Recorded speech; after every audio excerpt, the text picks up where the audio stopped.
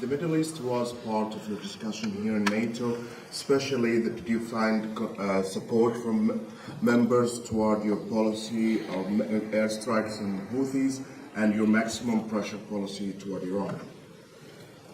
Yeah, I mean, on the Houthis, everybody wants to get their ships through the Red Sea. We're the only ones doing anything about it, but everyone wants to, get their ships through there.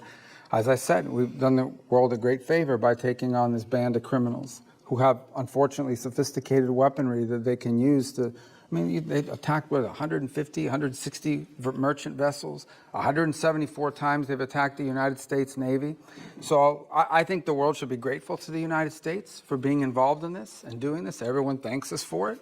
I understand these nations have limited capabilities despite being very rich countries. Nobody else can project power there and do this. But that said, we think that mission is going to bear fruit, and it's necessary. We can't have a band of criminals controlling that. In the case of Iran, I don't know of any country in the world that's excited about Iran ever having a nuclear weapons capability. Some are more forceful about it than others. We've had talks about that. As you know, the president would like to figure out what's going to happen there, but he's also made it clear that there's not going to be a nuclear-armed Iran. That's not going to happen under his watch.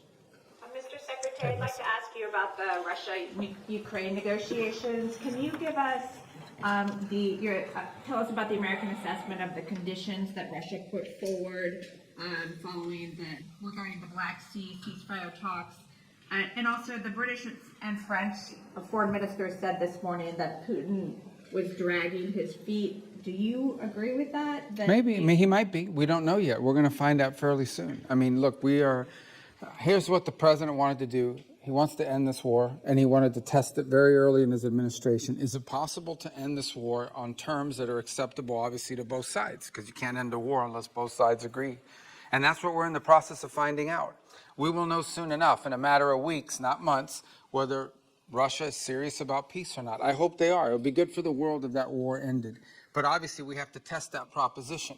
So we're working through that process. We had a visitor, that Mr. Kirill was here this week. Had a chance to sit down with him. He met with others. He'll take some messages back, and the message is the United States needs to know whether you're serious or not about peace. Ultimately, Putin will have to make that decision. The Russian Federation will have to make that decision. I think the Ukrainians have shown a willingness to enter, for example, into a complete ceasefire to create space for negotiation. At some point here, fairly soon, not 6 months from now, the Russians and Putin will have to make a decision about whether they're serious or peace or not, and I hope they are serious. So it would be good for the world if that war ended. What is your assessment of the Russian conditions that were put forward? And also, Dmitriev said, following his talks with Mr. Witkoff yesterday, that the U.S. and Russia might resume direct flights as maybe a confidence-building measure. Do you support that? So I haven't heard anything about direct flights. I can tell you, but I don't know who's going to fly on it because all these people are sanctioned. But I would just tell you that the thing I would point to you is this. We're going to wait and see. The Russians know our position in terms of wanting to end the war, and we will know from their answers very soon whether they are serious about proceeding with real peace or whether this is a delay tactic. It's a delay tactic. The president's not interested in that. If this is dragging things out, President Trump's not going to fall into the trap of endless negotiations about negotiations.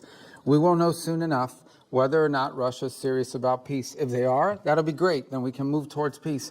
If they're not, then we'll have to reevaluate where we stand and what we do moving forward about it. But we'll be in no different a position than we are today, or we were when he took office. He wanted to know early in his administration, is peace possible? We're testing to see if the Russians are interested in peace. Their actions, not their words, their actions will determine whether they're serious or not. And we intend to find that out sooner rather than later. What about their conditions? Which conditions? They put forward additional conditions after you Well, had the Black Sea. Yeah, so again, this is part of the back and forth of these sorts of things. I've had phone calls with foreign leaders, and then I read the readout, and it's like, oh, we said them, they said something to me they never said. I guess that's part of the game in this place or whatever. But look, bottom line is, to me, at the end of the day, what's going to matter here is whether we're going to move towards peace or not. If peace is real, we will know soon enough. If they're not interested in peace, we will know soon enough. And we'll make decisions on the basis. I hope they are real. There are some promising signs. There are some troubling signs. It's not going to be easy. No one ever said this would be easy. But we're going to find out sooner rather than later. And let's just say I'm hopeful. I remain hopeful. I need to be hopeful that peace is possible and that the Russians are serious about peace. We want them to be serious about peace. And hopefully they are, but we'll know sooner rather than later. Daphne Reuters. Hi, sorry, I'm back here. Your last name's Reuters? No. Oh, that's pretty cool, isn't it? Go ahead. On the 5% defense spending target, have you received pushback to this idea while you've been here this week? And you mentioned yesterday up to 5% with your language. What do you mean by up to 5%? Well, I said up to a path up, getting up to 5% at some point. I'm not saying overnight, but to get to that point. We think that's what NATO allies need to be spending for NATO to face the threats that it itself has identified and articulated. Here's the good news. The good news is everyone generally, with a couple exceptions, are spending more on defense today than they were 3, 4, 5 years ago. That's positive. That trend needs to continue. So the trend lines are good, but they need to continue. But this is not about spending, okay? This is not about money necessarily. This is about capability. In order for NATO to be stronger, it needs partners that are stronger, okay? The United States commits a lot to NATO and continues to. We are as involved in NATO today as we have ever been, and we intend to continue to be. But it has to be a real alliance, and that means that our alliance partners have to increase their own capabilities. So hopefully 2 things have led to that. The first is the war in Ukraine, I think, has woken up a lot of people on the continent about real threats and real war. And the other is, I think, the pressure and the statements of President Trump that have been pretty consistent about increasing their spending. So this whole trajectory of more defense spending began, I believe, back in 2017, 2018, under President Trump's first term. We want that trend to continue. And we're hoping when the leaders meet in The Hague that there'll be further and firmer commitments in that direction. I think it's beneficial to the alliance. The stronger our partners in NATO are, the more capable our partners in NATO are, the stronger NATO is. And everybody should be in favor of that.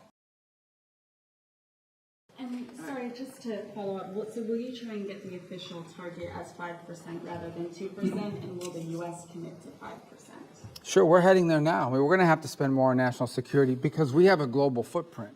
And that's the point that I think has been made and missed in a lot of places, okay? The United States has Indo-Pacific alliance obligations as well that we've made. We are currently involved in opening up the Red Sea so that global shipping for everyone, including our European partners, can become possible again. We're engaged in counter-drug and counter-gang interdictions in the Western Hemisphere. There's obviously all sorts of issues going on in different parts of the world, including we're concerned about a resurgence of terrorist cells, whether it's in Africa or in the Middle East. So the U.S. has these global obligations, and we have China that's undergoing the largest, most expansive peacetime military expansion in history. So we need to confront all of these things, and we're engaged in all of those things. So we're going to have to increase defense spending in our country.